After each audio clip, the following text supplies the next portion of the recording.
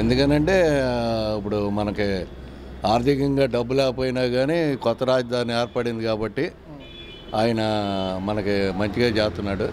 పోలవరం నరేంద్ర మోడీ గారు డబ్బులు ఇవ్వకపోయినా మా కోస్తా జిల్లాల్లో ఇప్పుడు మన కృష్ణా వెస్ట్ గోదావరి జిల్లాల్లో రైతాంగానికి ఈ సంవత్సరం 43 బస్తాలు అయింది.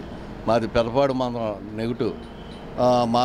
మా జిల్లాలో ఎప్పుడు 28 బస్తాల కంటే ఎప్పుడు అవ్వలేదు. చిన్న వ్యాపారస్తులు ఈ జిఎస్టీ ఎన్నైనప్పటికీ మాకు తెలియదు.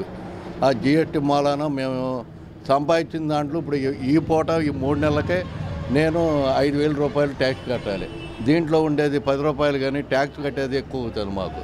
జగన్ గారు అంటే ఆయన కొత్త, ఆయన యువకుడు, ఆయన ఏం చేస్తారో ఏంటి. ఇప్పుడు మరి ఆయన మీద ఉండ ఆరోపణలు ఎంతవరకు కరెక్టు.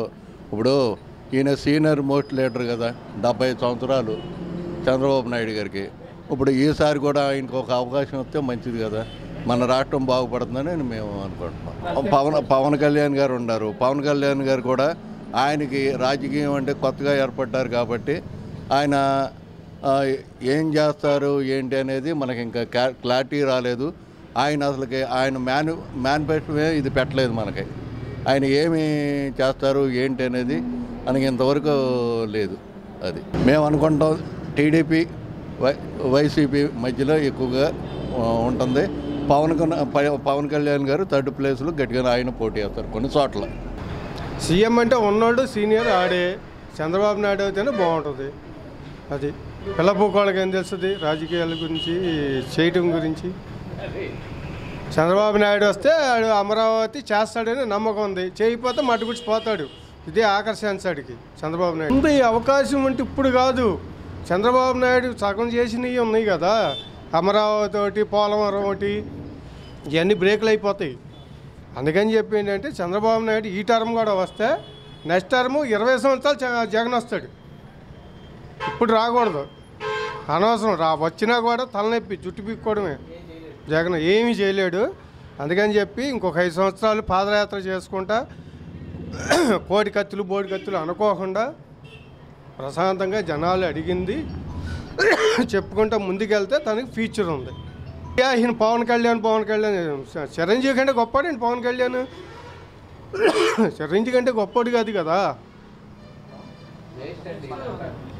మహానుభావుడు చిరంజీవి. మంచి యాక్టరు, మంచి లీడరు. అదేంటంటే దురదృష్టవశాత్తు అతను కాంగ్రెస్లోకి వెళ్ళడం మైనస్. కాంగ్రెస్లోకి వెళ్ళకోకుండా ఇప్పుడు వరకు ఉన్నట్టు అయితే పవన్ కళ్యాణ్ వచ్చేవాడు కాదు, జగన్మోహన్ రెడ్డి వచ్చేవాడు కాదు. మొన్న 14లో వచ్చిన చిరంజీవి వచ్చినా ఆశ్చర్యపోవాల్సిన పని ఉండేది కాదు, ప్రజారాజ్యం పార్టీ ఉంటే. మరి అది లేదు కదా. అందుకని చెప్పి ఏంటంటే ప్రస్తుత పరిస్థితుల్లో ఇప్పుడు చంద్రబాబు నాయుడు రావడం మంచిది అని మా అభిప్రాయము. పార్టీలు అవన్నీ అనవసరం అండి. పార్టీలు కాదు, వ్యక్తిగతంగా చెప్పాల్సిన అభిప్రాయము. ఇప్పుడున్న ప్రస్తుత పరిస్థితుల్లో మనకున్న దౌర్భాగ్యం, తెలంగాణ మొత్తం, ఆంధ్ర వాళ్ళు మొత్తం తెలంగాణలో పెట్టేశారు క్యాపిటల్. దాన్ని లాక్కోవాలంటే లాక్కోలేరు. వాళ్ళు అంటున్నాడు కేసీఆర్ గారు, డబ్బు ఉన్నాడు, ఆడు ఏదైనా మాట్లాడతాడు. వీడు డబ్బు లేనాడు. అందుకని చెప్పి ఏంటంటే మనందరం కూడా ఈసారి కూడా చంద్రబాబు నాయుడుకి అవకాశం ఇస్తే ఇవన్నీ అభివృద్ధి చెందుకుంటూ వెళ్తాయి. అది